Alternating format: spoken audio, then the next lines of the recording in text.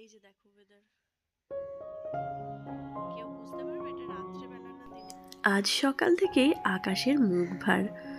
সকালবেলা থেকে আকাশটা এমন নিঝুম হয়ে বসে আছে যে নিজেদের না ইচ্ছা করছে কোনো কিছু কাজ করতে, আর না ইচ্ছা করছে কোনো কিছু খেতে। মনে হচ্ছে চুপচাপ একটা জায়গায় বসে থাকি আর বসে বসে কিছু চিন্তা ভাবনা করি, এই রকমই।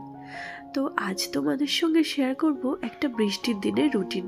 সারাটা দিন আমরা কি করেছি সেই জিনিসটাই তোমাদের সঙ্গে শেয়ার করব, সঙ্গে কি খেয়েছি সেই সমস্ত কিছু। তো চলো বন্ধুরা, ব্লগটা দেখতে থাকো।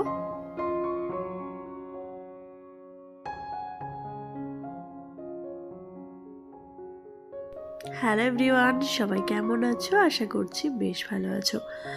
আমরাও বেশ ভালো আছি। তুলি সংসারে তোমাদের সবাইকে জানাই অনেক অনেক ওয়েলকাম। আজ হচ্ছে মঙ্গলবার, আজ হচ্ছে বৃহস্পতিবার।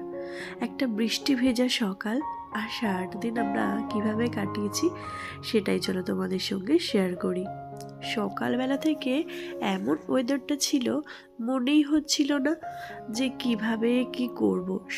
মানে সকালবেলা মেঘটা পুরো একদম অন্ধকার হয়ে এসেছিল। তো তারপর মেঘটা আস্তে আস্তে কাটলো, কিন্তু বৃষ্টি সেই সঙ্গে সমস্তটাই পড়ছিল। ভাবলাম বাগানটা একটু যাই আর গিয়ে দেখি কিরকম লাগছে। সত্যি বলতে বাগানটা একটু নোংরা হয়ে গেছে আসলে। ওই যে গাছপালাগুলো আছে না, ওখান থেকে যে পাতাগুলো পড়ে সেখান থেকে একটু নোংরা হয়ে গেছে। একদিন ভাবছি বাগানটা একটু পরিষ্কার করব। আর এদিকে দেখো মুসাম্বি লেবুর গাছটা, আর এমনি পাতিলেবু, গন্ধরাজ লেবু, যে সমস্ত গাছগুলো আছে না, সমস্ত গাছে কি সুন্দর ফুল এসেছে। এই গাছটার তো পাতা ছিল না, তখনও ফুলে ভর্তি ছিল, আর এখন তো একটু একটু পাতাও হয়েছে। এই আম গাছগুলো দেখো নতুন নতুন কচি কচি পাতা হয়েছে। পেয়ারা গাছে একটি মাত্র ছোট্ট পেয়ারা ধরে আছে। তো চলো সকাল থেকে তোমাদের নিয়ে ব্লগটা শুরু করি। হ্যালো, আজকে ওয়েদারটা এমন যে তোমরা দেখে বুঝতেই পারবে না এখন দিনের বেলা না রাত্রে বেলা। উঠেছি আমি অনেকক্ষণ, সেই 6:30টার দিকে। তো ওঠার পর কিন্তু তো স্কুল চলে গেছে। আর এখন তখন ওয়েদার বেশ ভালোই ছিল, হঠাৎ করে এখন ওয়েদারটা তোমাদেরকে দেখাই চলো বাইরে। মানে দিনের বেলা না রাত্রে বেলা কিছুই বোঝা চলে যাচ্ছে না। এই যে দেখো, এই যে দেখো ওয়েদার, কেউ বুঝতে পারবে এটা রাত্রে বেলা না দিনের বেলা? দেখো মানে কিরকম ভাবে ওয়েদারটা কি রকম হয়ে গেছে, একদম পুরো মনে হচ্ছে অন্ধকার।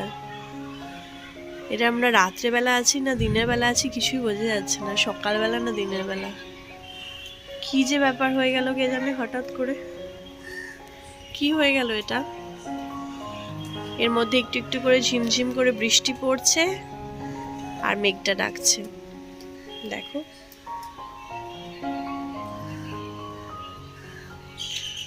দাঁড়াও বাইরের লাইটটা জ্বালাই। এই যে দেখো দিনের বেলা বাইরের লাইট জ্বালাতে হয়েছে, তারপর দেখতে পাওয়া যাচ্ছে। দেখতে পাচ্ছ? চলো, প্রচন্ড মেঘ ডাকছে, আমি ঘরে যাই। সত্যি বলতে হঠাৎ করে আকাশের এরকম মুখ ভার দেখে বুঝতেই পারছি না যে কি হয়েছে আকাশের আজ এমন। মানে এইরকম অবস্থা তো জীবনে কখনো দেখা যায় না, আমি তো কখনো দেখিও নি। যাই হোক, বেশ কিছুক্ষণ ধরে বসেই ছিলাম চুপচাপ এই ওয়েদার দেখে। তো তারপর ভাবলাম না, বসে থাকলে তো হবে না, আমাকে রান্না করতে হবে। আর তার থেকেও বড় কথা, আজ হচ্ছে বৃহস্পতিবার, পুজো টুজো সমস্ত কিছুটাই করতে হবে। তো সেই রকমই রেডি হয়ে নিচ্ছি। আর প্রথমে স্নান টান করে নিয়েছি। আজকে মনে হলো একটু শাড়ি পরি। আর আমার তো জানোই ঢাকাই শাড়ি আমার ভীষণ পছন্দের। আমার আলমারিতে প্রায় 9 করে 20-22টা ঢাকাই শাড়িই আছে। মানে আমার ঢাকাই শাড়ি এত ভালো লাগে। তো যাই হোক, সেই রকমই আমি একটা ঢাকাই পরেছি। আর সঙ্গে এই ব্লাউজটা আমি অনেকদিন আগে কিনেছি, তো সেটাও মানে ব্লাউজটা আমার মানে প্রত্যেকটা ঢাকাই শাড়ির সঙ্গে না এই ব্লাউজটা ভীষণভাবে ম্যাচ করে। তাতে সবুজ হোক বা এই যে এই কালারটা হোক বা পিঙ্ক হোক, যে কোনো কালারের সঙ্গে না ঢাকাই শাড়িটা ভীষণ এই ব্লাউজটা ভীষণ সুন্দর যায়। তো এটাই সবসময় পরার চেষ্টা করি। আর এই যে একদম নিজে পুরো ফ্রেশ হয়ে নিয়েছি। আমার বিনিশও না আমার দেখে একটুখানি টিপ পরতে চাইছিল, তো ওকে একটা টিপ পরিয়ে দিয়েছি। ও উঠেছে অনেকক্ষণ, ওঠার পর ওকে খাইয়েছি। যদিও আজকে বৃষ্টির ওয়েদার বলে না মানে অন্যান্য দিনের তুলনায় আজকে উঠতে একটু দেরি হয়েছে। তো যাই হোক, ওকে খাইয়ে দাইয়ে দিয়ে ওই যে ঘড়িতে দেখতে পাচ্ছ 11:30 বাজে, আমি মোটামুটি এখন যাচ্ছি পুজো করতে। আর আজকে তো বৃহস্পতিবার, পুজো করতে একটু বেশি সময়ও লাগবে। তো তারপরে এই যে পুজোর কাছে চলে এসেছি। ঠাকুরের এই জায়গাগুলো বৃহস্পতিবার আমি চেষ্টা করি একটু করে পরিষ্কার করতে। হয়তোবা সব বৃহস্পতিবার হয়ে ওঠে না, কিন্তু প্রায় সময়ই চেষ্টা করি এগুলো একটু পরিষ্কার করে নেওয়ার। আর ঠাকুর যেখানটা সামনাসামনি সেগুলো তো সব পরিষ্কার এমনি করে দিই, মানে প্রত্যেক দিনই করা হয়। তবে এই যে ঠাকুরের আজ যে আসনটা, যেটা মানে রুমাল যেটা পেতে রাখা হয়, তো সেটা ভাবছি আজকে তুলে নেব। তো সেইটাই ভাবলাম যে ঠাকুরগুলো তাহলে মুছে নিই, তাহলে পরিষ্কার লাগবে দেখতে। তো সেটা আগে করব, তারপর ঠাকুরের এই জায়গাটা মুছে আলপনা দিয়ে সমস্তটা রেডি করে নিয়ে তারপর আমি ঠাকুরের পুজোটা শুরু করব। আগে ঠাকুরের জায়গাটা সুন্দর করে পেতে গুছিয়ে নিই, তারপর ঠাকুরকে এখানে বসিয়ে নিই, তারপর সেই সমস্ত কাজগুলো করা চলবে। এদিকে আমি যখন পুজো করতে আসি তখন আমার মিনি সোনা তো চলে আসে, তোমরা জানোই। আর ও আমার সঙ্গে মানে ঠাকুরের পুজো করতে খুব ভালো লাগে। আর এই বৃহস্পতিবার এলেই জানো তো, ও এই ঠাকুরের গান শুরু করে দেয়, এসো মা লক্ষ্মী বসো ঘরে। মানে আমি যতক্ষণ পুজো করি ততক্ষণ এই গানটা করেই যায়। আর প্রত্যেক দিনই পুজো করতে এসে এই গানটাও করবে, আর সঙ্গে সঙ্গে বলবে আজকে তো বৃহস্পতিবার নয়, এই গানটা করা যাবে? তো এরকম করে আমাকে জিজ্ঞাসা করবে। যাই হোক, এইরকম মানে প্রত্যেক দিনও আমার সঙ্গে পুজো করতে আসে। আর কোনো দিন হয়তো অন্য কোনো গান করলো, বাট বৃহস্পতিবার এলে এই গানটাই করবে। এই যে দেখো পুজো দেওয়া হয়ে গেছে। তো ভাবলাম ওর গানটা করছে নাকি দেখি, দাঁড়া একটু গানটাও শোনাই।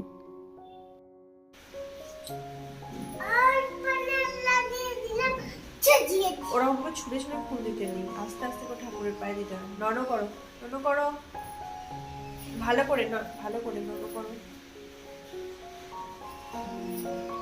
ঠাকুরকে কি একটু কাছে গিয়ে এইখানটা ঢুকে মাথাটা ঢুকে নন করো।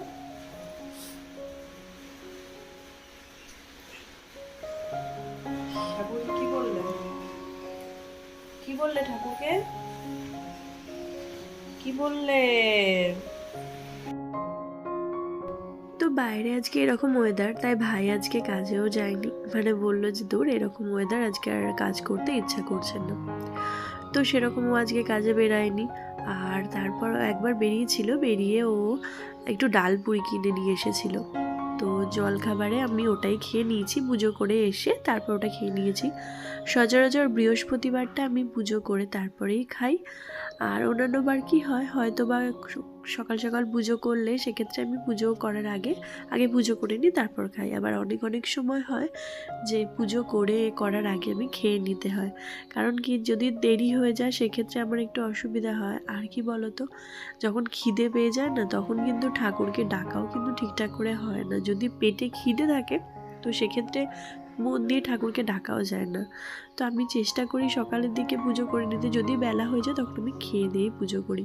খেয়ে দিয়ে হয়তো যে জলখাবারে যেটা খেলাম সেটা খেয়ে নিই।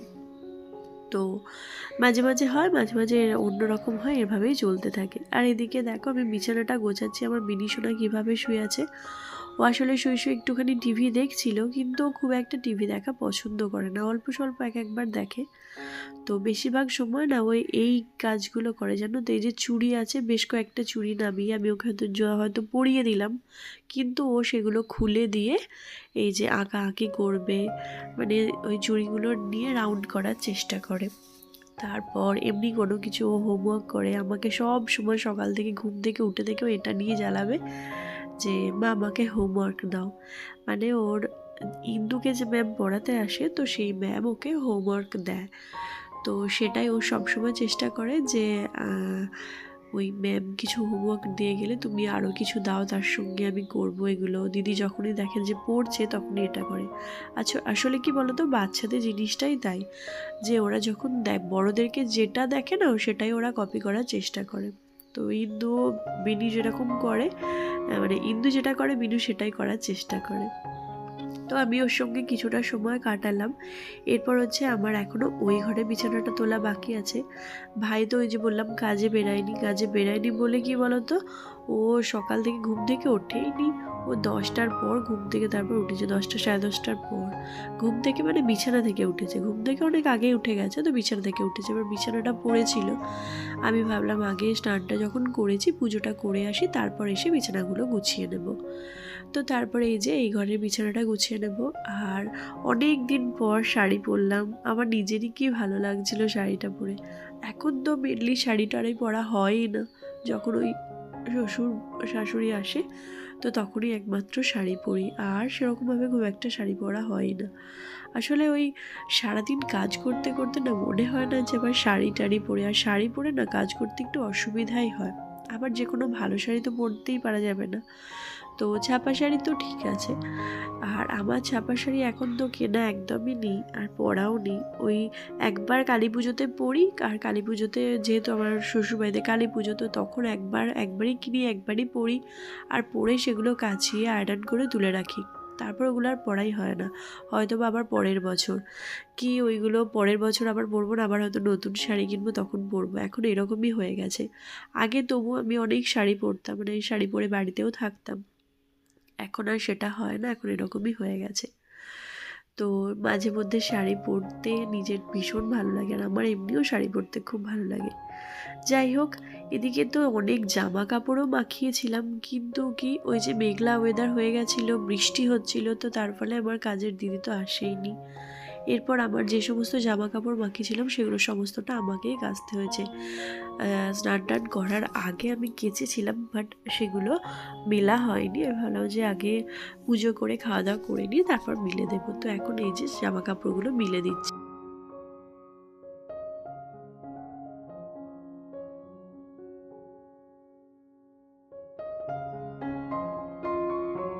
তবে আমার এই কাজগুলো করতে পারছি একটাই কারণ, যে আমার রান্নার দায়িত্বটা আজকে নেই। রান্নাটা থাকলে না একটু বেশি আরও একটু চাপের হয়ে যায়, কারণ রান্নাটা একটা কিন্তু বেশ খানিকক্ষণ ধরে ধৈর্য ধরে করার একটা ব্যাপার থাকে। তো সেইটা আজকে আমার নেই, কারণ আজকে যেহেতু এরকম ওয়েদার, ভাই বললাম তো বাইরে যায়নি বলে ওর খিচুড়ি খেতে ইচ্ছা করছিল, তো সেই জন্য ও খিচুড়ি করবে বললো। এবার খিচুড়িটাও নিজেই করে, সেই হিসেবে আমার খুব একটা আজকে চাপ নেই, ও রান্নাটা করে দিলে। এবার ওই যেটুকু ভাজাভুজি করতে হয়, যেমন ধরো একটুখানি আলু পেঁয়াজ কেটেছি ওটা একটু ভাজবো, আর হচ্ছে একটু ডিমের অমলেট করব, একটু পাঁপড় ভাজা করব, তো সেই সমস্তগুলো না ওই খাওয়ার সময় করে নিলেই হবে, এখন থেকে করার দরকার নেই। তো সেই হিসেবে আমার একটু রিলিফ আজকে। ভাবলাম যখন এই সমস্ত কাজগুলো আছে, তো তারপর হচ্ছে আমি অন্য কিছু কাজ করে নিই। আর যেহেতু সবজিপাতি ছিল না, তো বেলার দিকে ও একটা ফুলকপি নিয়ে এসে খিচুড়ি করেছিল, তো তারপর বেলার দিকে আবার তোমাদের দাদা সবজি বাজার করে নিয়ে এসেছে। ওই যে আগের মঙ্গলবার আমাদের বাজার করা হয়েছিল, তারপর তো বাজার করা হয়নি, তো আবার এই যে বৃহস্পতিবার এক গাদা সবজি সমস্ত কিছু নিয়ে এসেছে, তো সেই সমস্ত সবজিগুলো ভাবলাম গুছিয়ে রেখে দিই। আজকে কাজের মানে রান্নার ছুটিটা পেয়েছিলাম, কিন্তু কাজের প্রচুর কিছু ছিল, মানে আমার কোনোদিনও ছুটি থাকে না, যে হয়তো রান্নাটা থেকে ছুটি থাকলে আমি হয়তো একটুখানি অন্য কিছু থেকে রান্নার থেকে ছুটি, বা তার মানে একটু আমি রিলিফ পাবো, কিন্তু সেটাও কিছুই নয়। ওই যে একদিকে কাচাকুচি ছিল, তার মধ্যে এই যে সবজি টবজি আনা, সেই সমস্ত কিছু গুছিয়ে রাখাটা একটা মেনলি বিশাল বড় কাজ।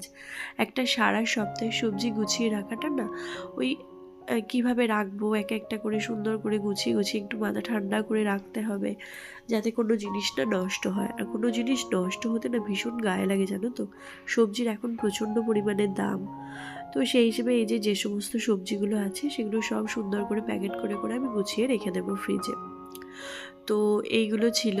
আর কি বলো তো, কাজ না থাকলে বসে থাকতেও কিন্তু খুব একটা ভালো লাগে না। ওই মনে হয় সারাদিন দূর শুয়ে বসে থাকবো, তার থেকে কিছু কাজ থাকলে ভালো হয়।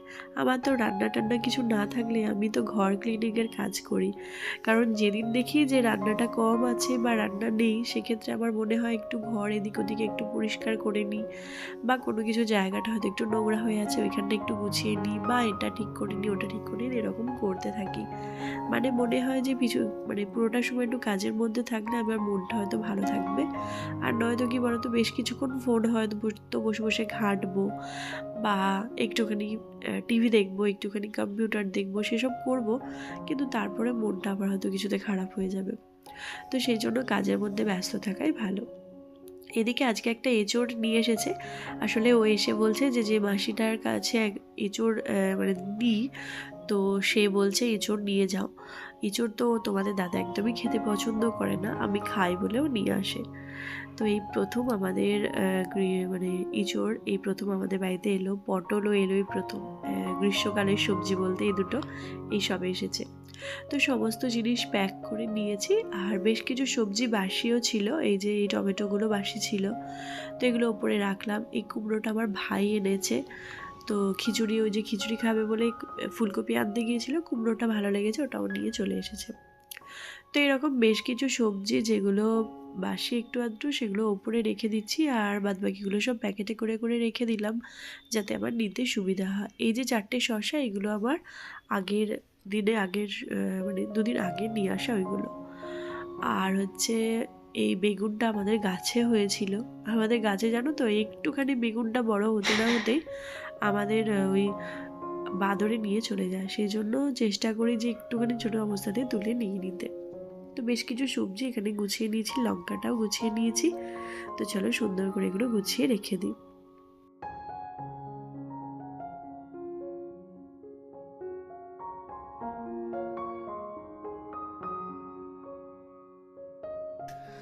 আর সবজির সঙ্গে আর যেটা এনেছে সেটা হচ্ছে আলু আর পেঁয়াজ। আলুটাও শেষ হয়ে গেছিলো, পেঁয়াজ যদিও বেশ কয়েকটা ছিল, তো তার সত্ত্বেও এনে রেখে দিয়েছে, কারণ আবার যখন শেষ হয়ে যাবে তখন আবার কে এনে দেবে, তো সেই জন্য এনে রেখে দিয়েছে। আর বেশ কিছু ফলও এনেছে। ফলের মধ্যে হচ্ছে বেদানা আর কলাটা তো আমার এই মিনিশোনা রোজই খায়। আর ওই যে জলখাবার একটা ফলের রস ওকে খেতেই হয়, হয় মুসাম্বি বা কমলালেবু বা বেদানা, এই সমস্ত কিছু যে কোনো একটা ফল বা আপেল খায়, তো সেইগুলো নিয়ে এসেছে। তো পেঁয়াজগুলো প্রথমে পেঁয়াজের যে ট্রেটা থাকে, তো সেটাতে ঢেলে নিয়ে রেখে দিচ্ছি।